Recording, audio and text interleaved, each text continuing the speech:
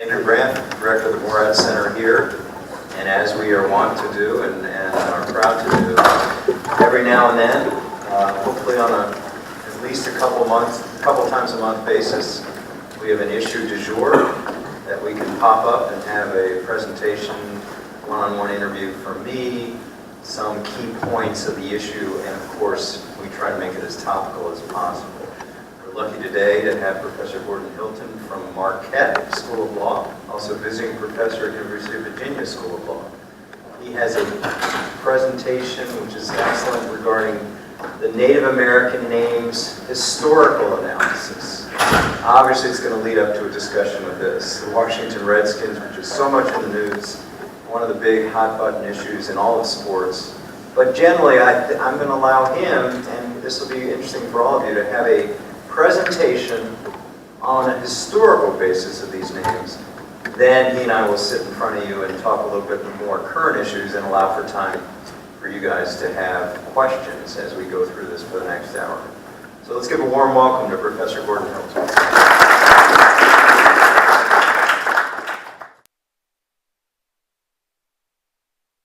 I'm delighted to be here. I'm embarrassed to say that this is my, although Villanova and Marquette, at least from a Midwestern perspective, often get sort of mentioned in the same discussions, this is the first time that I've ever actually had the occasion to be here on the campus, and it's quite impressive.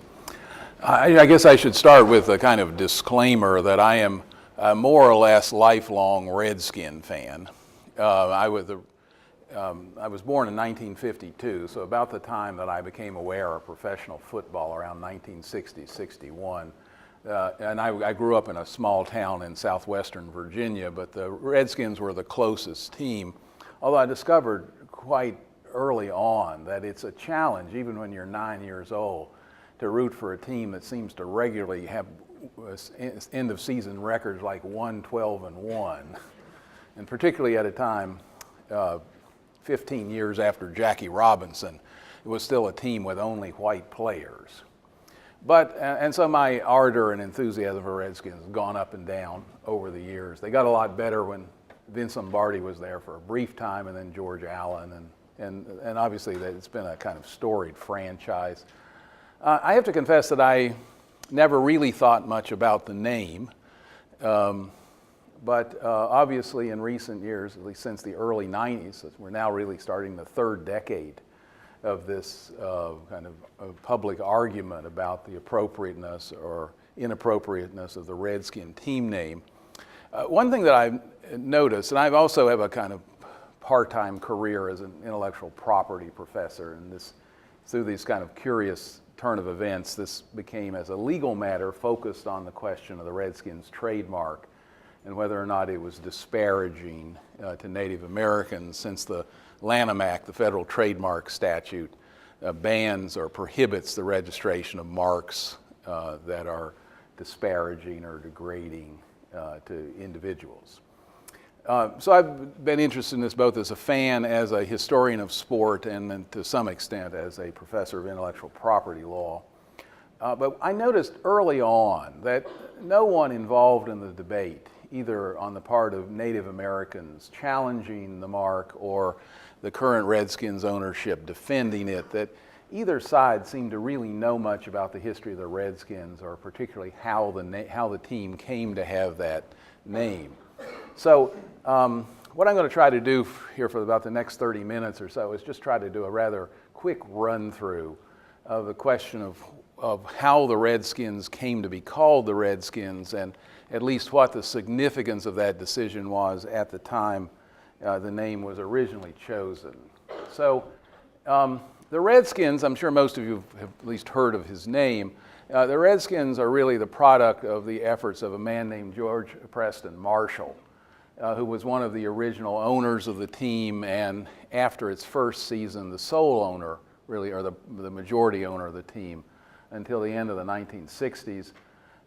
Marshall was technically a native West Virginian, although in reality his parents, who were both West Virginians, had already moved to Washington, D.C. He was born in Grafton, West Virginia, but mainly because his his mother was very, very pregnant in July and August, and they just decided this was too brutal to remain in Washington. So she went back and stayed with her parents until Marshall was born. His father was a newspaper printer who managed to get into the laundry business, the commercial laundry business in Washington. He was fairly successful, although not enormously successful. George Preston Marshall grew up in the district, although he went to high school in Front Royal, Virginia, at a place called Randolph-Macon Academy. He wanted to be an actor. He had played high school football, but his great passion was the theater. And his plan was to move, or he did move to New York to try to start a theatrical career. But then his father died in the 1918 influenza epidemic when Marshall was only 22 years old. So he had to move back to Washington and take over the business, and he was phenomenally successful. He was one of the great sort of laundrymen of America and turned Palace Laundry from a place with just a handful of branches into one of the largest commercial laundries in the United States. He also was had a kind of natural instinct for promotion. One of his most famous ads, he would purchase an entire page of an entire full-page ad in the Washington Post and then leave it blank, except for at the very bottom of the page it would say, if you want your clothes to look this white, come to or take them to Palace Laundry. So he never also lost his interest in sport, and actually in the mid-1920s was the owner of a professional basketball team in the then called American Basketball League. Although a kind of marginal organization, it was the preeminent professional basketball league in the United States. He named his team actually the Palace Laundrymen, so it did not have a Native American name. He becomes involved with the NFL in 1932 when the NFL was reeling in the early 30s. It had at times had as many as 20 teams during the 1920s. It did not have a fixed membership at this time. By 1931, it was down to 10 teams, 3 of which, the Providence Steamroller, the Cleveland Indians, and the Frankfurt Yellow Jackets, which was actually the Philadelphia team, all folded, leaving the league with just 7 teams. So they decided to add, cautiously add just one additional team, an expansion franchise, which George Halas, the owner of the Bears and one of the more powerful people in the NFL, had known Marshall because Halas had also been a team owner in the American Basketball League, and they knew each other from that, and he talked Halas into putting together a group and applying for a franchise. He talked Marshall into that. Marshall actually wanted to put the team in Washington, which was what he thought of as his hometown, but the other NFL owners didn't think that Washington really had great potential for pro football, particularly at a time when teams were folding left and right, so they convinced him to put the team in Boston. Actually, there were 4 owners initially: Marshall, Vincent Bendix, who was an industrialist from South Bend, Jay O'Brien, and Larry Doyle were both sort of investors or stock speculators from New York. They were all they knew each other because they were all sort of wealthy playboys who sort of hung around Manhattan and knew each other from those connections. They hired a man named Lud Ray, who was a Philadelphian actually, to coach the team. Now, one of the first questions they had to deal with, and this relates to why they ended up choosing the name that they did, was where to play, right? I think building their own stadium was out of the question. So they had to look around in Boston for a field. There were really only 4 possibilities. One was the Boston College Alumni Field, but that wasn't really a possibility because it didn't actually have a fence around it. So just the logistics of trying to charge admission would have been challenging. Harvard had the largest stadium in America. It was not used on Sundays, but Harvard was considered itself somehow of a certain social or cultural level that would have been inappropriate for a professional football team to be playing in its stadium. So that was not an option. So that left the city's 2 baseball parks It turns out, though, that Boston, which had earlier banned all Sunday athletic events, as did the state of Pennsylvania in the early 20th century, and by the 1930s, it was clear, it had already been established that the National Football League played its games on Sunday afternoon. Boston now permitted Sunday sporting events, but prohibited them if they were within so many yards of a church. And Fenway Park, as it turned out, was within that prescribed distance. So actually the Red Sox throughout the 1920s and 30s actually play their Sunday home games at Braves Field because they can't play in Fenway Park.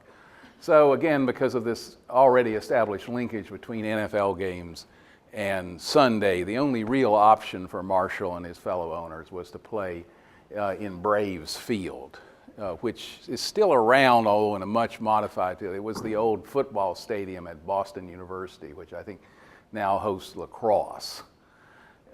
So they end up agreeing to a play at, there's also another connection. One of Marshall's co-owners, a guy named Jay O'Brien, who was constantly being implicated in various divorce suits, was a friend of Emil Fuchs, the man on the right, who was the owner of the Boston Braves. So there was also there was that personal tie. So the team agrees to play their games in Braves Park, and they name themselves the Boston Braves. Now, why did they choose an Indian name at this point? Now, again, I'm just going to quickly try to go through. There were a number of factors that came into play, one of which, and maybe the most important, is there was a tradition of at least it was very common for professional football teams to use the name of the more popular professional baseball teams that played in the same city. There was not yet a notion in trademark law somehow that the team owned its name, and therefore another team couldn't use it.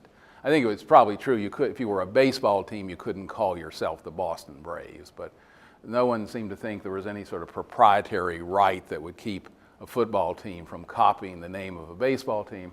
So you had the Brooklyn Dodgers, the New York Giants, the New York Yankees, Cleveland Indians, the Kansas City Cowboys, Louisville Colonels, and Buffalo Bisons were NFL teams that had named themselves after minor league baseball teams.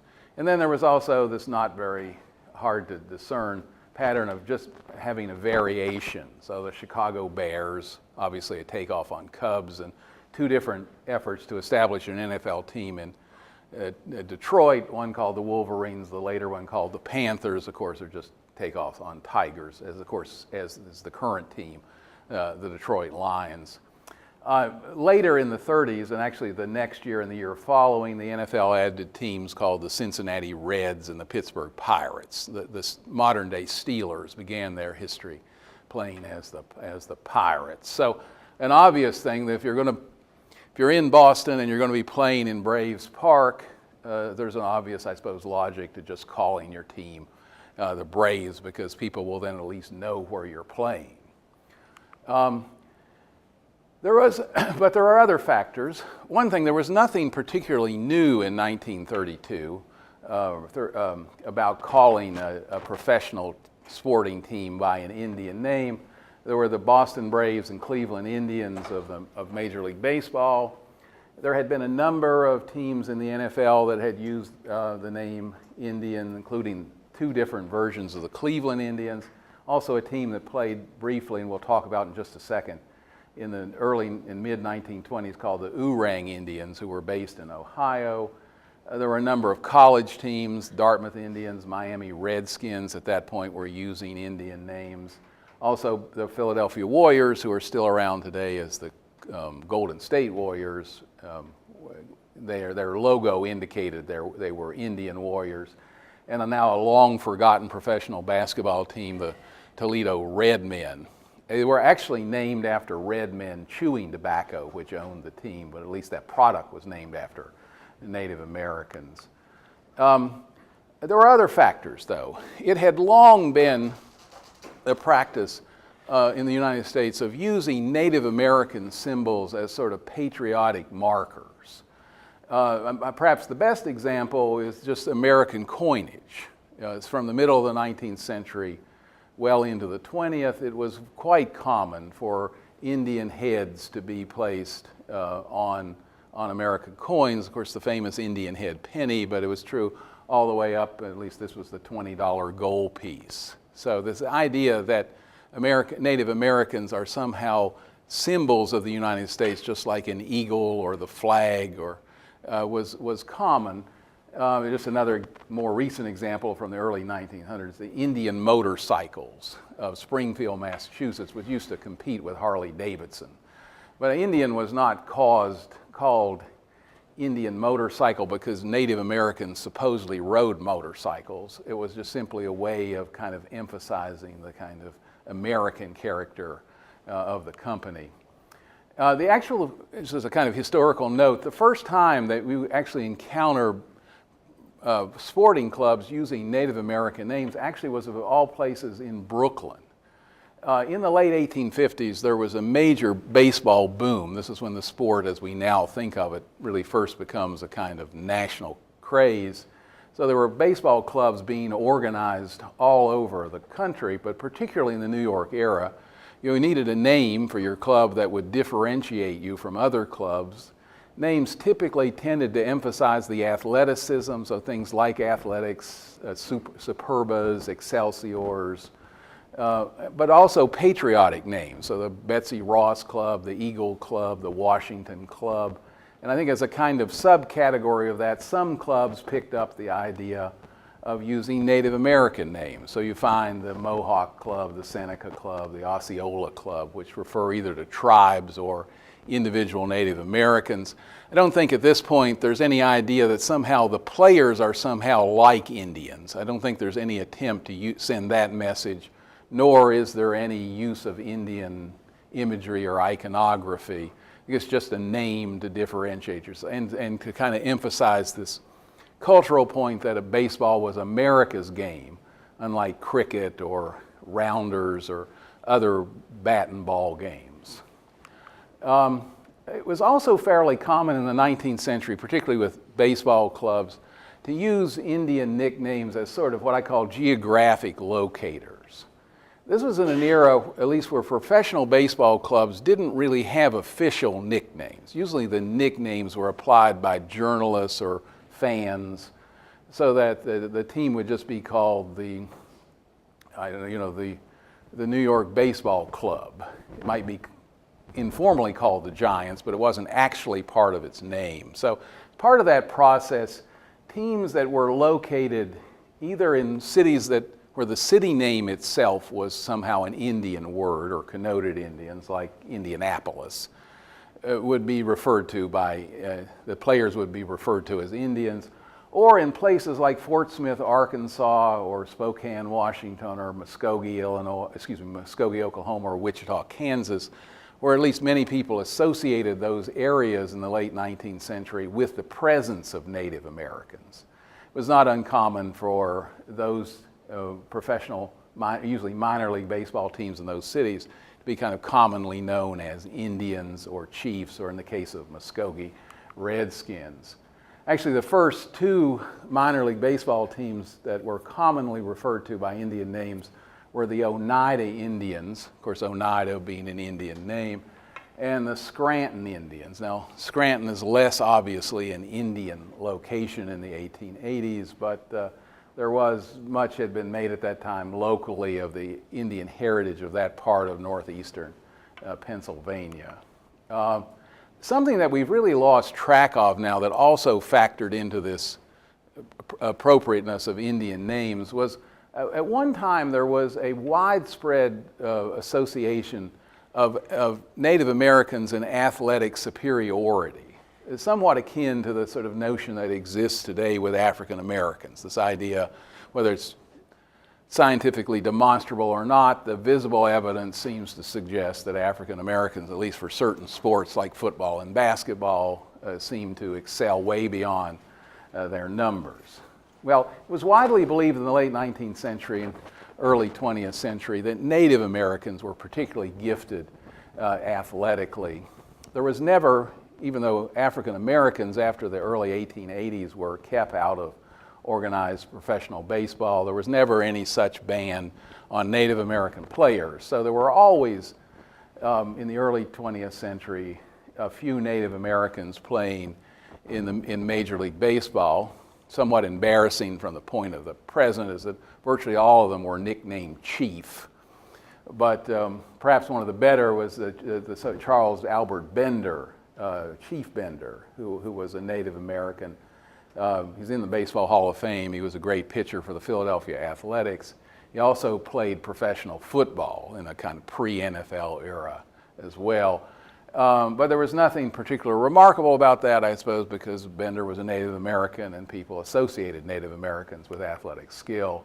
Obviously, the apex of this athletic pyramid was the Carlisle Indian School in Carlisle, Pennsylvania, which, while essentially a trade school, a government trade school for Native Americans, played major college football, and in the late 19th and early 20th century was one of the dominant powers in American college football, with, of course, its greatest hero of many, Jim Thorpe, who played football at Carlisle. Of course, also later won numerous gold medals at the 1912 Olympics, played Major League Baseball, played professional football, and even though he was relatively old when the NFL started, was one of the original players in the NFL. In fact, the NFL in 1922 and 1923 actually had an all-Indian team based oddly in a little town called LaRue, Ohio. Ourang actually referred to a dog breeding kennel. It turns out the owner of the kennel and Jim Thorpe were good friends and business partners. And at this time, it wasn't that difficult to get a franchise in the NFL, so their idea was to put together a team of Native Americans, play all road games, and use the team to publicize the dogs, but also that they would attract fans wherever they played, so just the visitor's share of the gate would be enough to keep the team going. So this idea that an Indian was an athlete, while sort of no longer really part of the contemporary consciousness, was very much the case and still very strong in the 1930s. There was also a well-known movie from 1929 called Redskin, of all things, that also kind of confirmed this. It's about an Indian who's taken away from the reservation and first sent to a white Indian school and then goes to college in the East. And among other things, the Indian stars in football and track, although there are all sorts of other problems. The movie is still not very well known, but still praised for its relatively sensitive portrayal of the problems confronted by African Americans. Also, it's hard to know where this, but Richard Dix, who's of course not a Native American, but who played the central character, was actually a good friend of George Preston Marshall's, and the two of them had been young actors together in the late 19 teens in New York. One last additional factor, that in World War I, this, I suppose, in some ways is linked to the idea of Native American images as patriotic images. In World War I, virtually every unit in the U.S. Expeditionary Force, the U.S. Army, had some sort of Native American symbol. There's actually a wonderful French master's thesis about this and about how frightened the German soldiers were of the fact that there were Native Americans in the U.S. Army.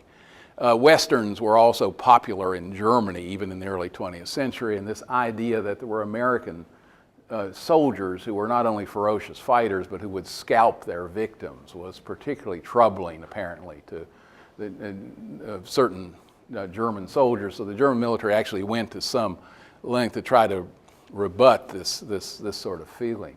So this idea that not only were Native Americans athletic, they were also sort of associated with sort of fierce fighters.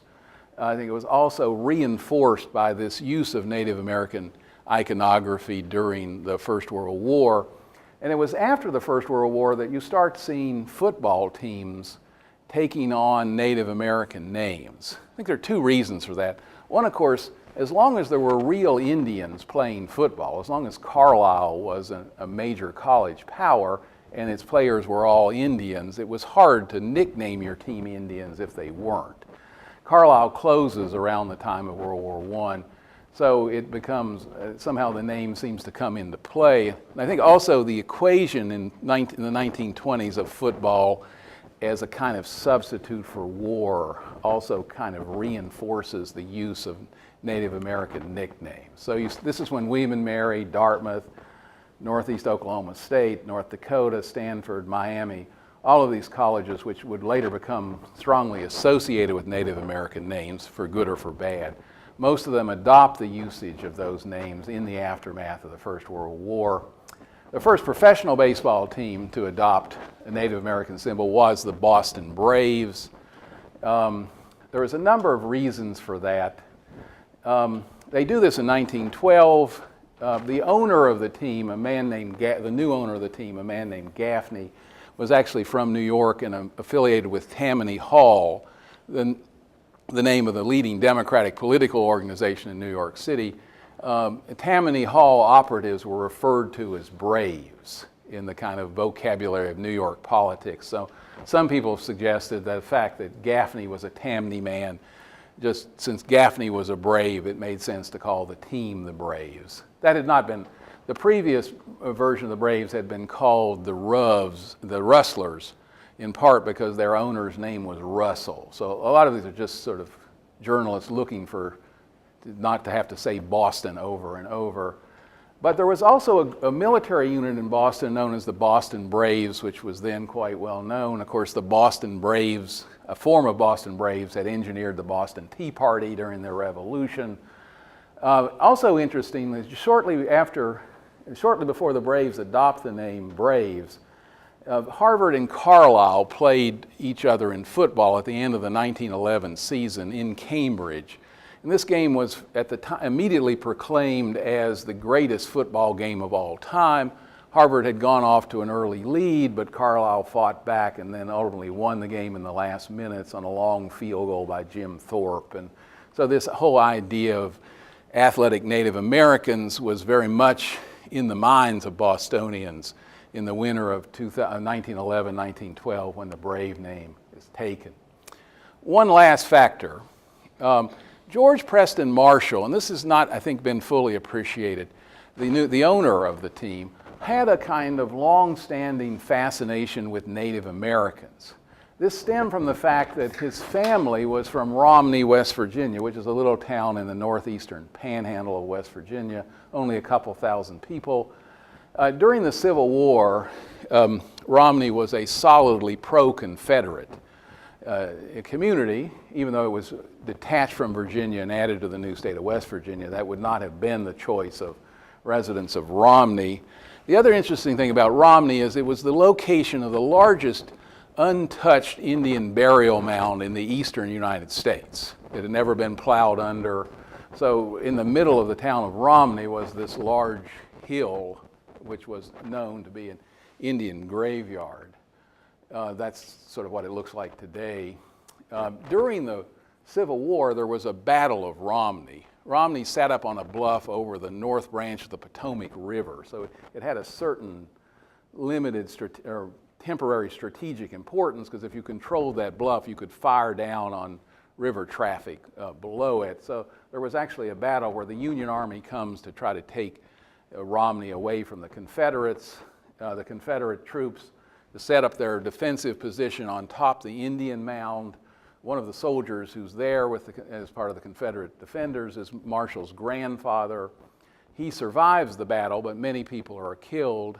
And after the battle ends, the Confederate soldiers are buried in the Indian burial mound, which sort of converts it not into just an Indian burial shrine, but also a Confederate shrine.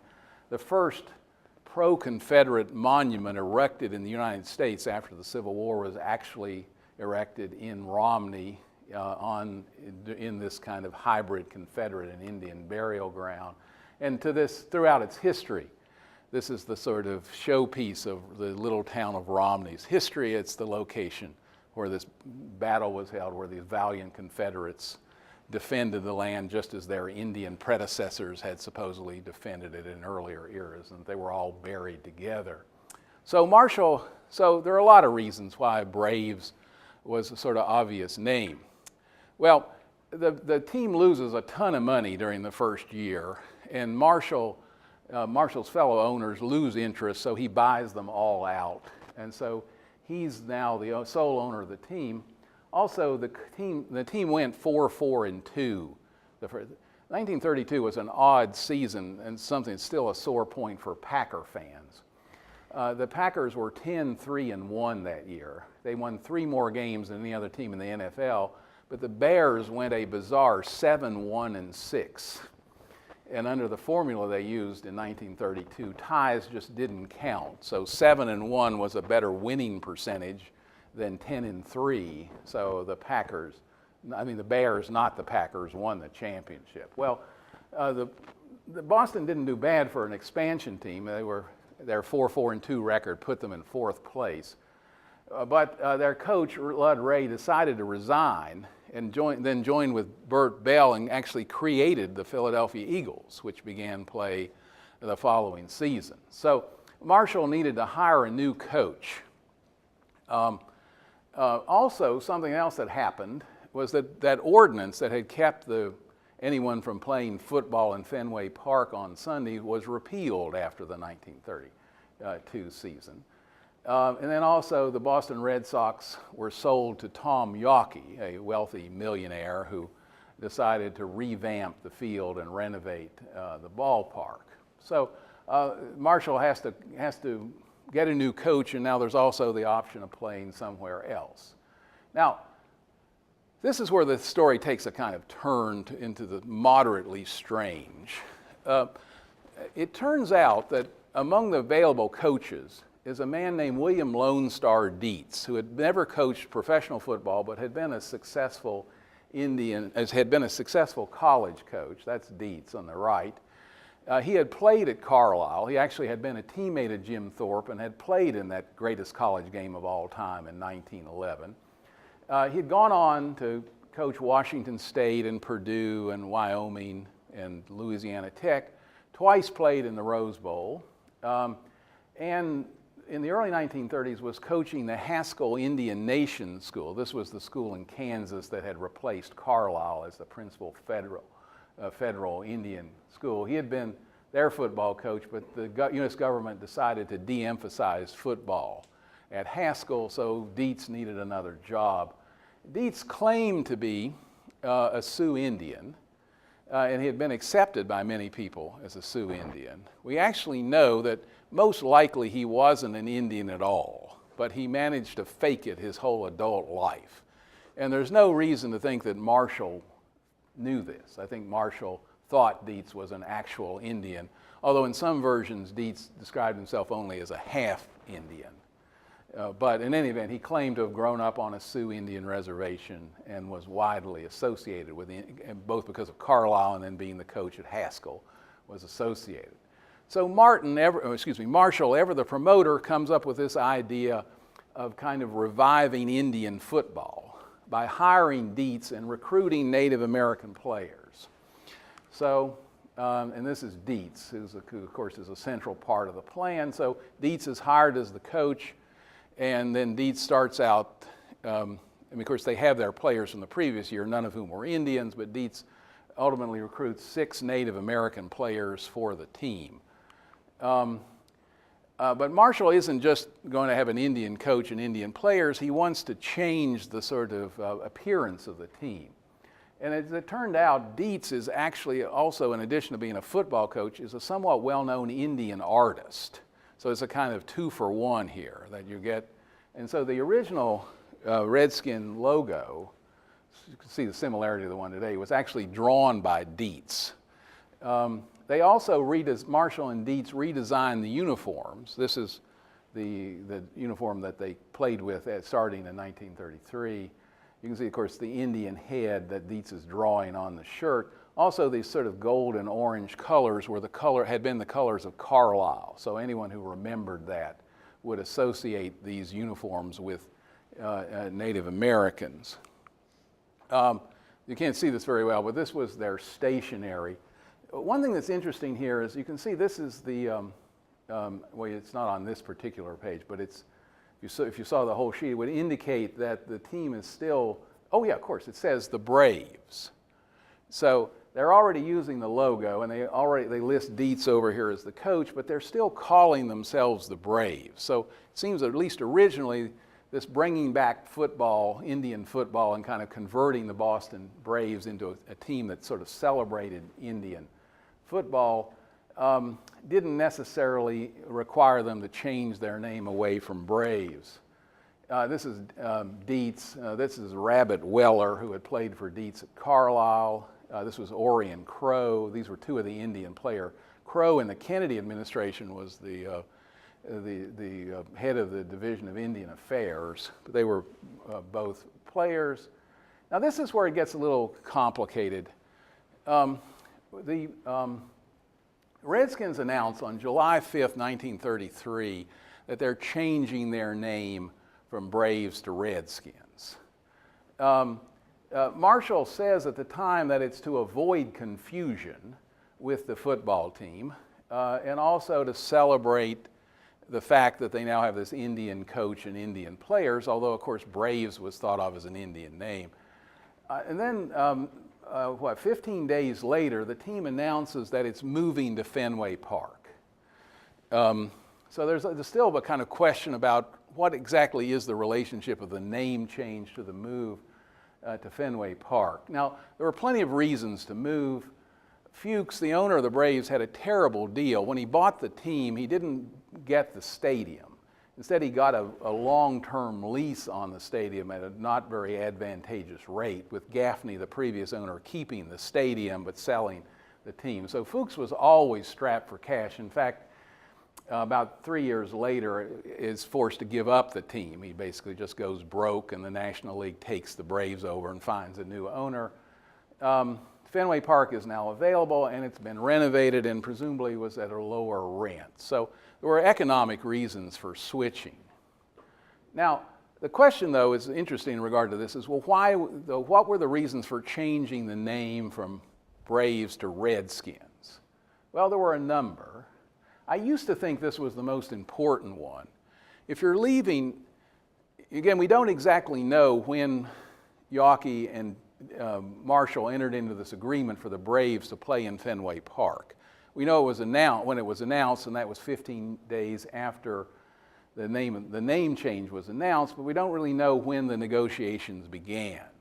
But I suppose if you're going to be leaving Braves Field, why do you want to keep the name of your team Braves? That would just be popularizing your previous landlord who you've fallen out with.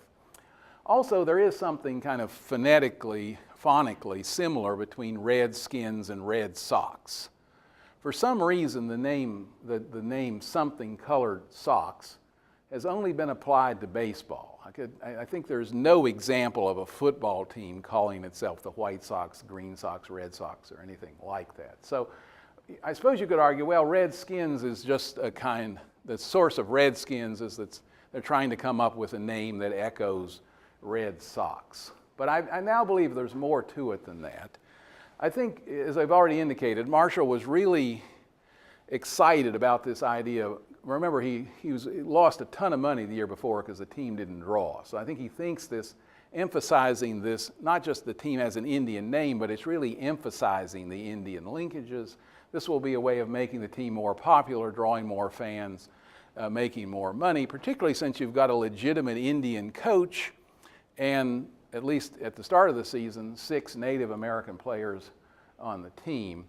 Also, he could have changed the name to Indians, I suppose, but the term Indians was sort of being reserved for Cleveland, since there had been Cleveland Indians in the NFL before, and while the team had folded 2 years earlier, there was always a possibility that Cleveland would come back, and then it should have the name Indians. So you don't want to use Braves, you don't want to use Indians. There was something slightly novel about Redskins in that there were not a lot of teams that were officially named the Redskins. Sports writers for 20 years had been using Redskins as a kind of informal nickname for just about any team that had a Native American name. But the only professional baseball team that was ever officially the Redskins was the Muskogee, Oklahoma minor league team, which dropped the name in 1911. And just recently, Miami of Ohio, which had been the Big Red, really just describing its uniforms, had decided to adopt an Indian motif, just like Marshall was with the football Braves. And Miami had started using the name Redskins. So it was, everyone knew what Redskins were, but it was not a name that a lot of professional or amateur sports teams had used. Also, of course, the 1930s are a high point in the sort of popularity of the Western, just as a form of public entertainment. So I think there was a kind of subtle change in the meaning of Redskin over the years. If you go far enough back in time, Redskins is most commonly understood, I think, as just a synonym for Native American of course, no one said Native American. So Redskins was really just meant Indian. But I think by the 1930s that had changed, that Redskins were thought of as a kind of subcategory of Indians. Redskins were Indians who still lived on reservations. Redskins were still Indians who wore traditional garb, right? Redskins were, in effect, those Indians that you saw in movies that were constantly shooting at wagon trains or fighting it out with the U.S. Cavalry. So that Redskins were a more colorful kind of variation on Indian. Of course, these are just some Western magazines from the time. You can see here on one of these rogues among the Redskins, right, that Redskins, at least I'm arguing, has a more specific connotation than just Indian. So whereas an Indian just is someone of Native American heritage, whereas a Redskin is someone who lives the kind of traditional tribal life of the Redskin. Well, to try to implement that, as we said, the uniforms are redesigned. Actually, initially, Marshall and Dietz have all sorts of ideas. Dietz regularly stalks the sideline during the 1933 season wearing his Sioux Indian headdress on top of just regular clothes. Sometimes he dresses in buckskin just to emphasize the Indian nature. Marshall came up with this idea that was actually implemented for the first couple of games, that all the players would have war paint on their faces. Not just the actual Native Americans, but all the players, and this would symbolize sort of how ferocious they were. This proved to be extremely unpopular with the players because the grease paint would melt and get into their eyes, and they were sitting there kind of just not being able to keep their eyes open during the middle of the game. Indian football had long been associated with the concept of the trick play. The Carlisle once, when playing Army, came up with this idea of sewing a football, an emblem of the shape and size of a football on the front of everyone's jersey, so it would be harder for the Army defenders to figure out who had the ball, since on quick glance it looked like everybody had the ball. So and Dietz was a kind of master of this, at least of trying to devise these trick plays, very few of which actually worked at the NFL level, but it was still part of the whole Indian football motif. Marshall really got into it himself, liked to refer to himself as the Big Chief. He referred to his office as the TP.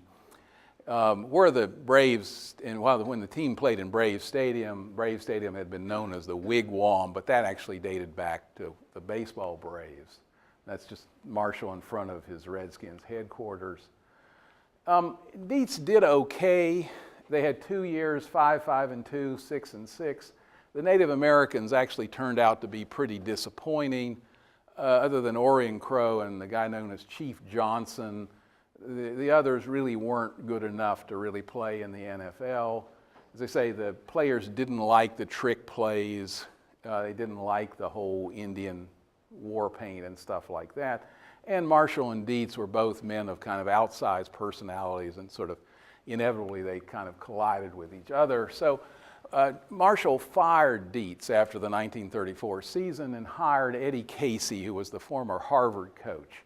And at this point, they keep the name Redskins, but they kind of de-emphasize the Indian iconography. They keep the emblem on the uniforms for a while, although they eventually give that up and just put numbers on the front of the uniform.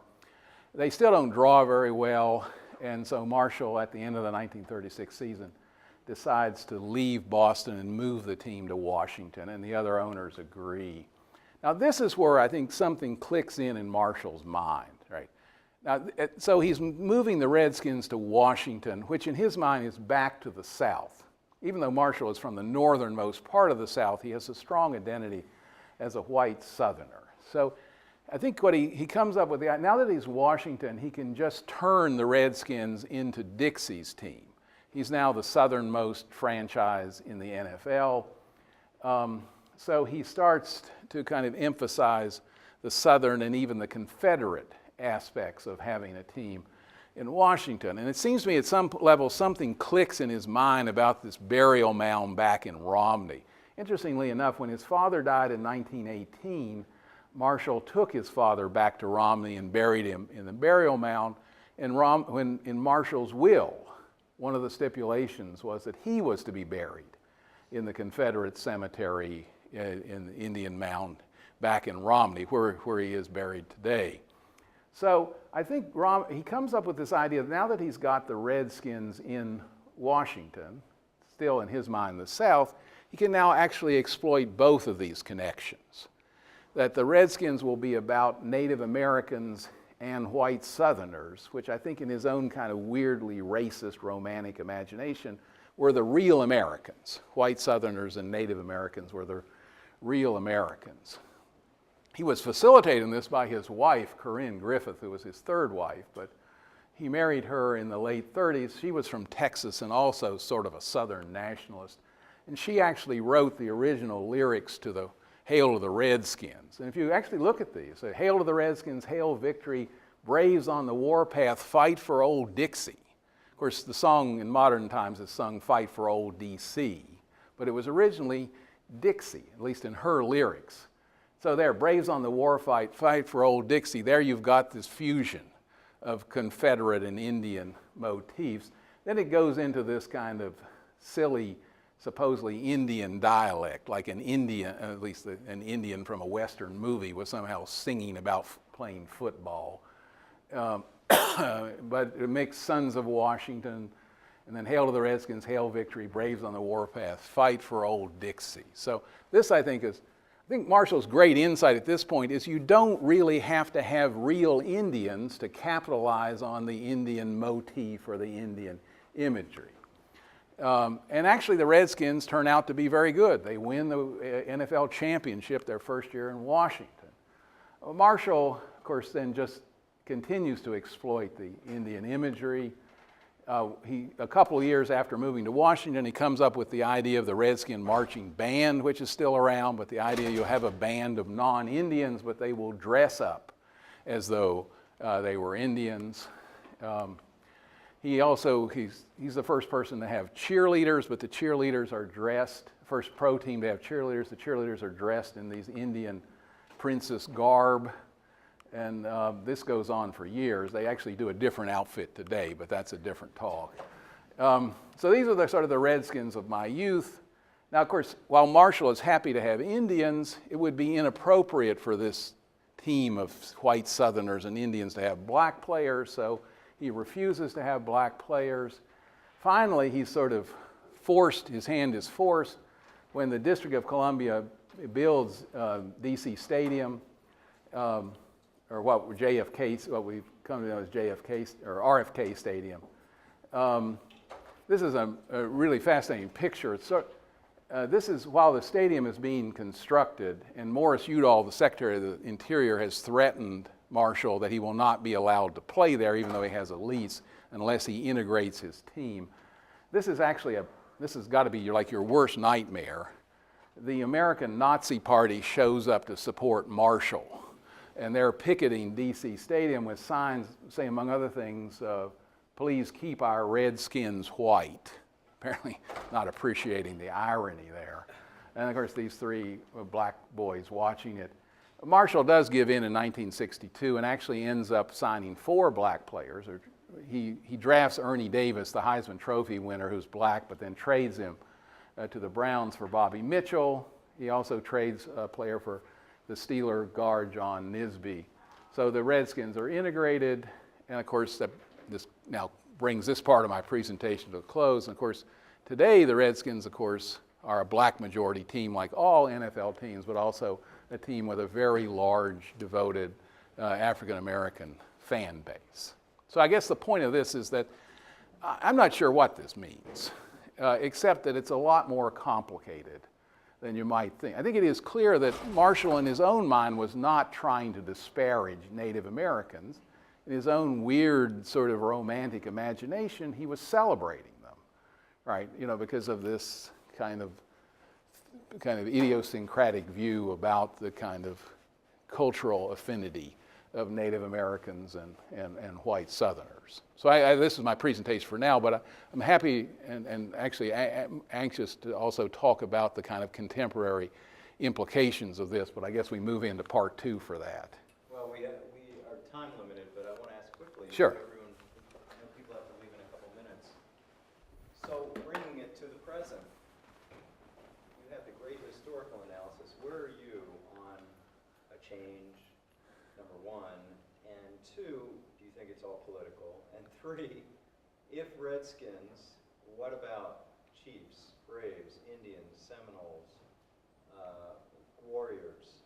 So sort of a three-part question. Sure. On the present and your opinions with such informed analysis. Well, okay, I have to admit I'm somewhat conflicted on this. I think one of the important things that happens in any civil rights movement is that the previously discriminated against group that's trying to assert its rights needs to, or at least wants to, take control of the terms that are used to describe the group. So in my own childhood, at the very end of the Jim Crow era, I was taught by well-meaning white parents that when you talk about black people or African Americans, you should refer to them as colored or Negroes. That it would be insulting to them to use the N-word or even to call them blacks.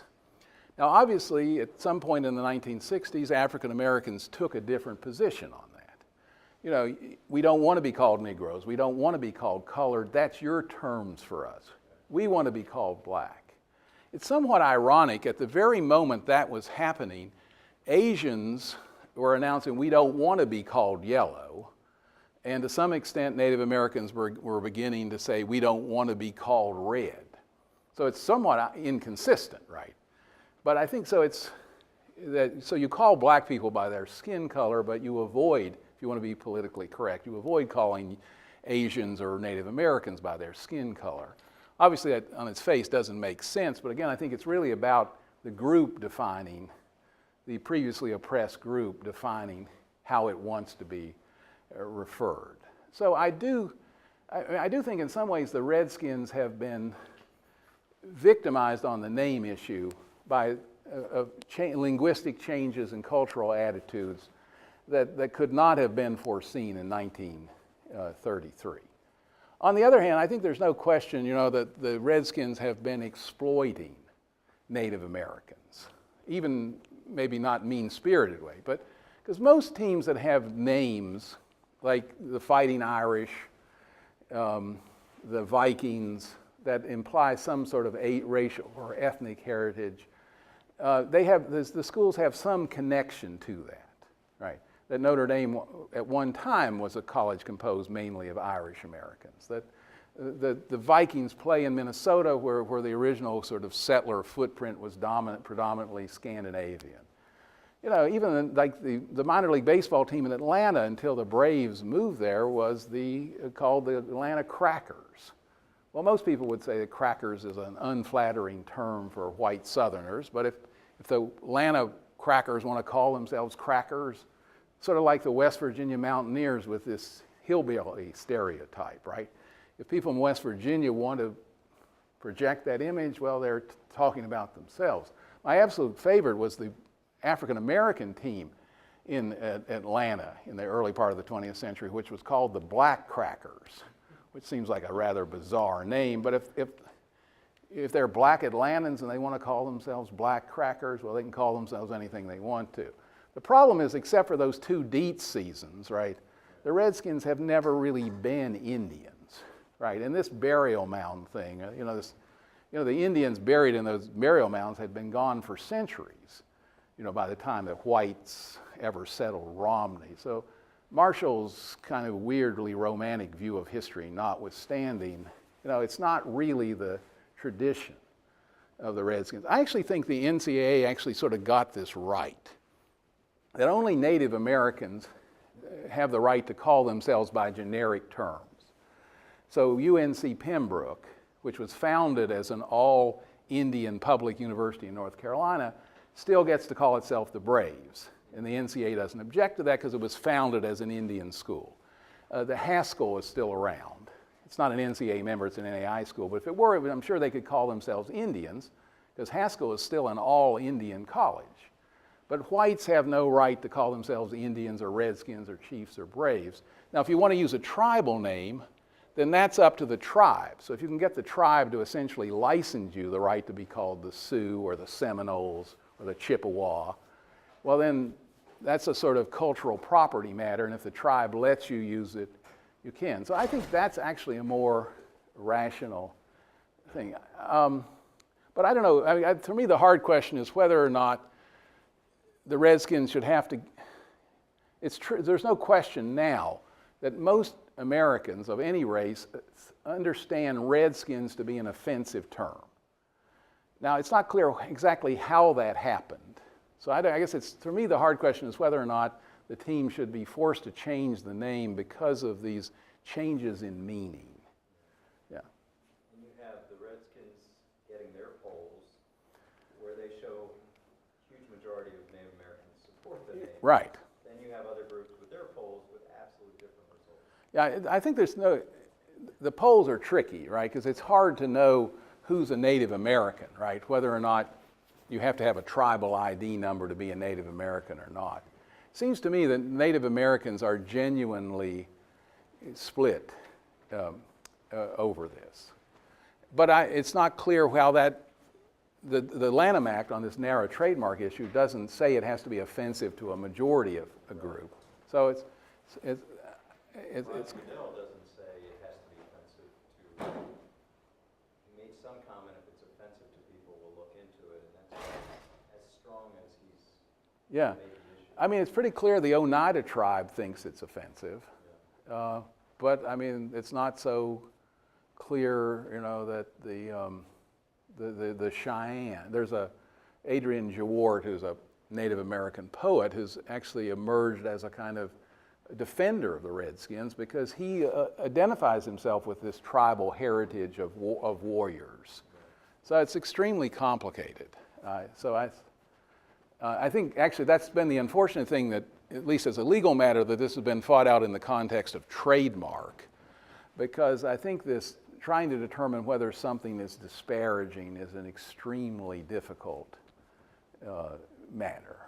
Right? There's this wonderful, quote, wonderful litigation over the trademark Dykes on Bikes, which was a lesbian motorcycle gang which called itself, tried to register its trademark. And it was opposed by other lesbian groups who felt it was degrading.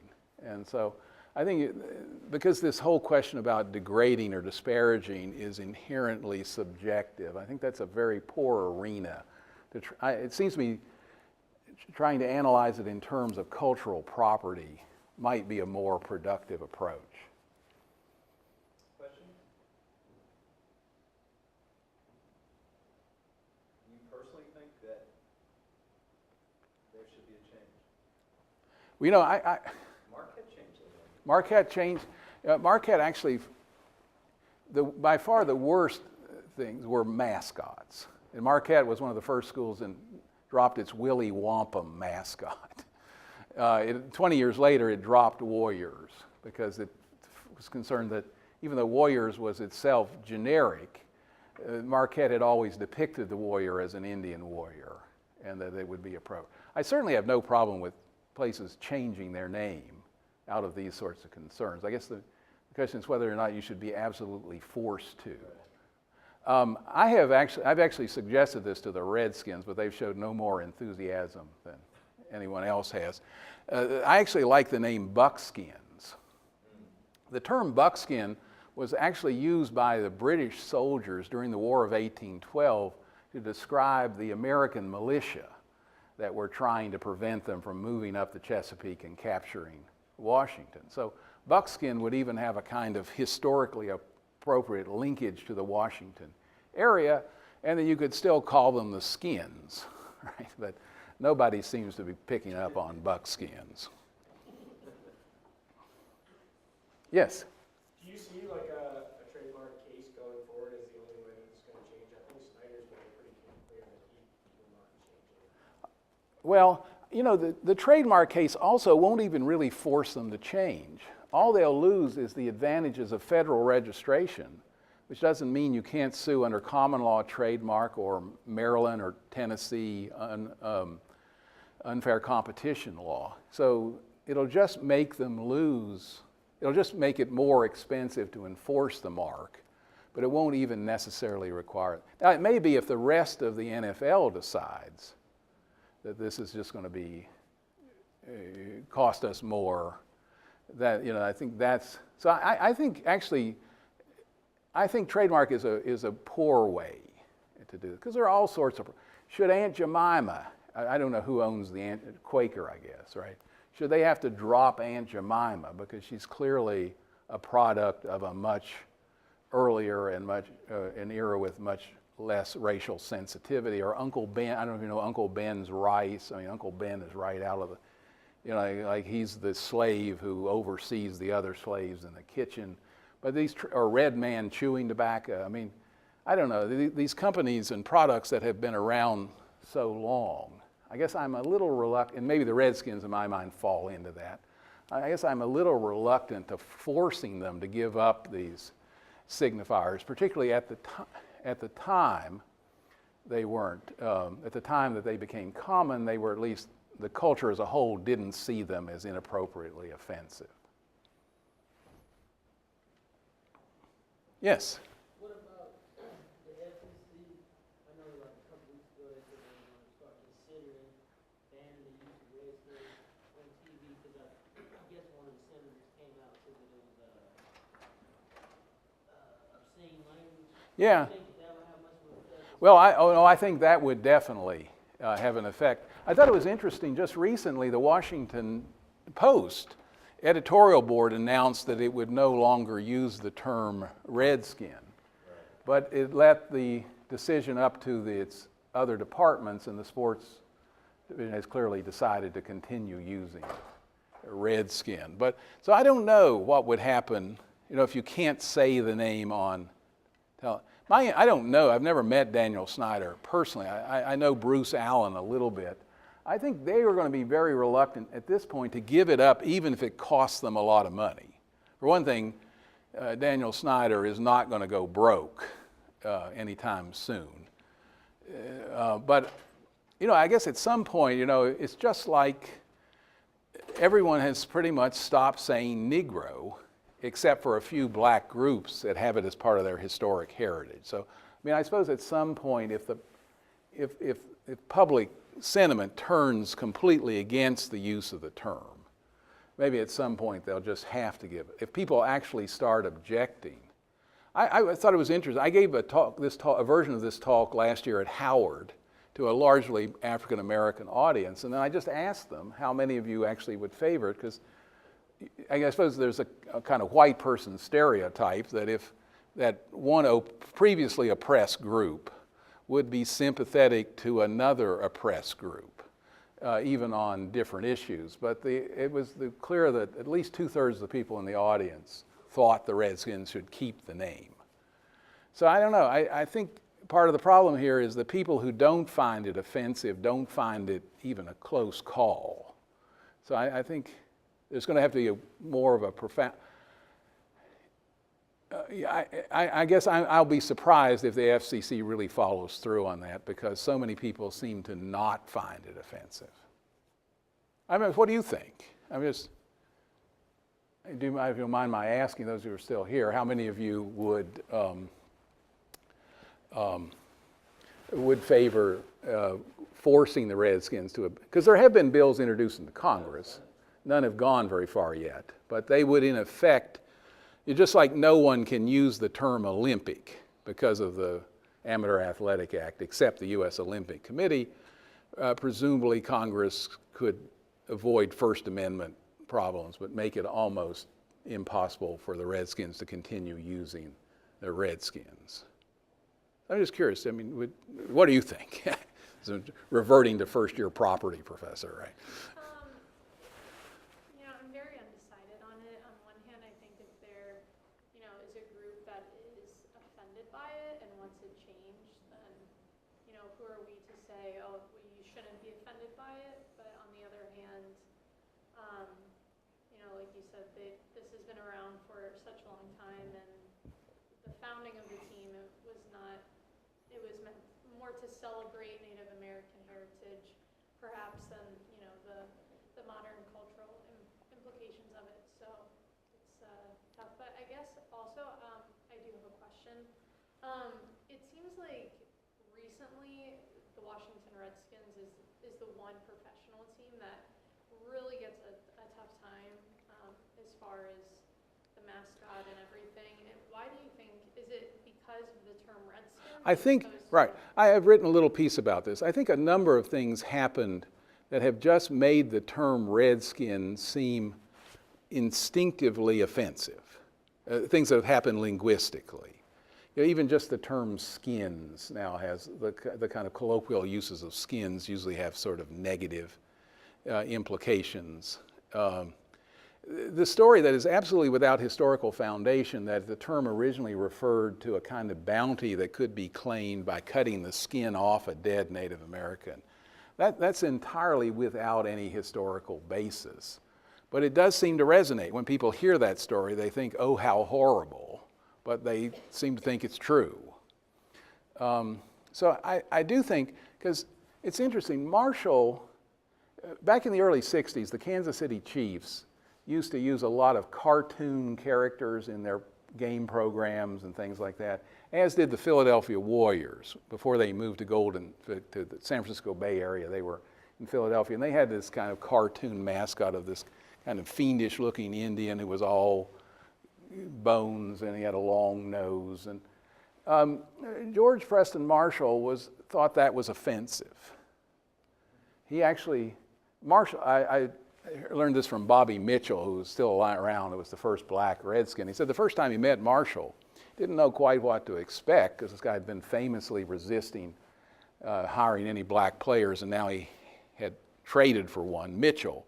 But he said when he went into Marshall's office, he was just overwhelmed by all these paintings of Indians everywhere. Marshall was a collector of Indian art. And I think he thought these cartoon caricatures were inappropriate.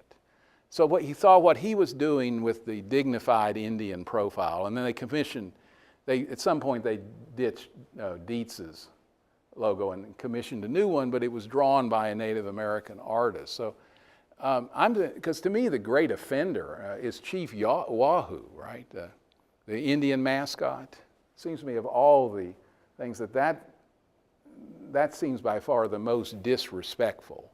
And the kind of last, you know, Chief Nakahoma, there used to be a lot of these, like Marquette's Willy Wonka, these kind of cartoonish Indians that were used as logos or mascots. And that's largely disappeared except for the Indians. So I don't know why the Indians seem to, in recent years, although people are always talking about suing the Indians over Chief Wahoo, but it hasn't gotten the kind of cultural traction that the Redskins. The logo on the cap, they seem to have changed. Well, they've toned it down. Yeah. The chief is not quite as oddly fiendish as he used to be.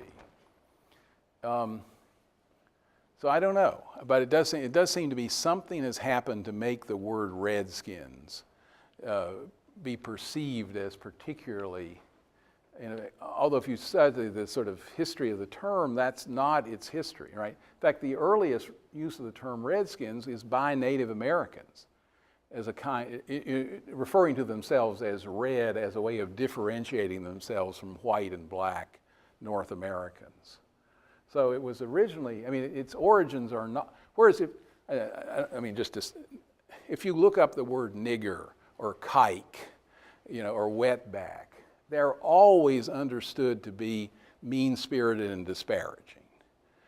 The first time the redskin shows up in an American dictionary with anything indicating that it's anything other than perhaps just a little old-fashioned is 1966. And this played a big part in the recent trademark of the PTO board ruling. The fact that it did predate the 1967 registration of the mark. But it isn't really until the 1980s that it becomes standard for American dictionaries to define redskin as an offensive term.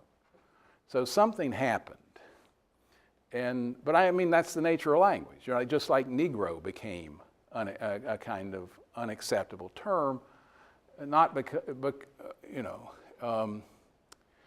so I don't think we can ignore this. On the other hand, it does seem to me it makes the case for punishing people, for who adopted a symbol or a mark before the meaning changed, right? Seems it's a harder case to argue they should be punished or they should be denied the right to use it, but all the better if they just decide on their own, though, to go with something else. Oh, yes? I'm actually a lifelong Cleveland Indians fan, so this is something that I physically deal with every season. But do you think it's the association with Native Americans as a whole, as part of the team mascot or logo or name, because they're such a repressed group? Or is it just the certain caricatures of the Indians logo or the Redskins name that are what is offending people the most? Well, here I think this is where it seems to me there is the offensive issue. And, I think maybe the Indian logo is still potentially offensive, identifying a kind of group and depicting them in a kind of comic way.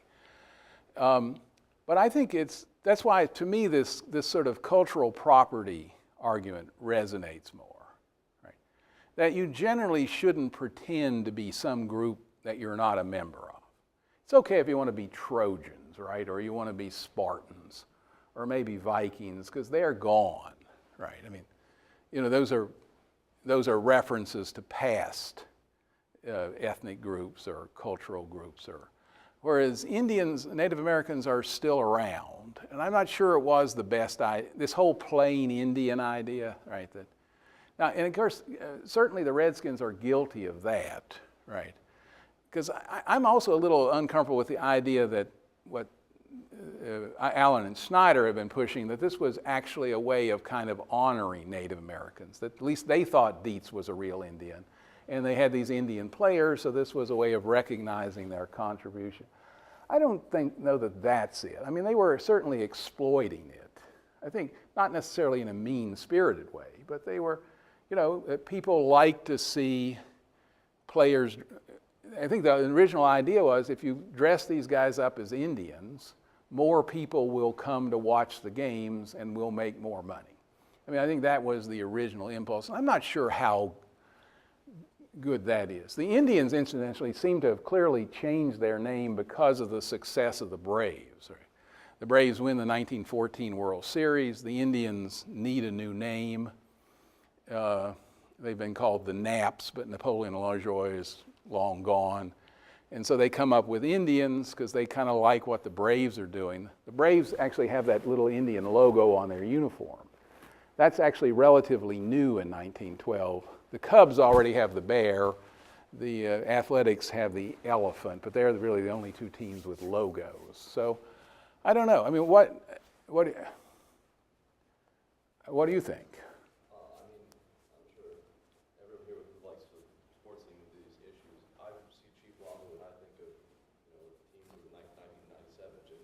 Yeah. I don't think of the Native American.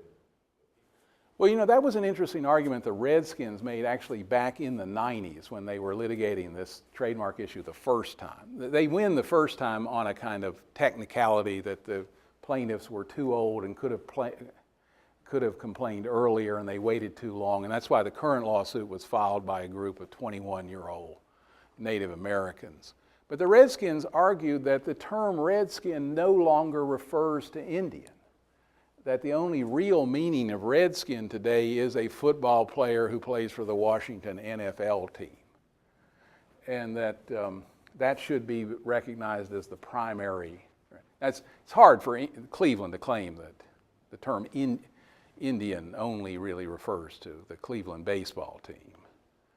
But I think there is something to that, right? That I think that's why people who are not offended are offended by the thought that other people are offended, because this really has nothing to do with Native, I think in their minds, it has nothing to do with Native Americans. You know, it's just the historic name of this team, but it connotes nothing about the fact that we root for a group of non-Native American baseball players. Wearing the name Indian on their uniform says absolutely nothing about what we think about Native Americans. But I take it as sort of your position. Yeah, I mean, I conflict with you, I guess. But... Yeah.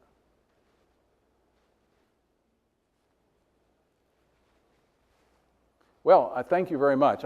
I'm sorry, I somehow thought I could deliver that talk faster, but Glad everyone stayed. Thank you, Dick. yeah, thank you.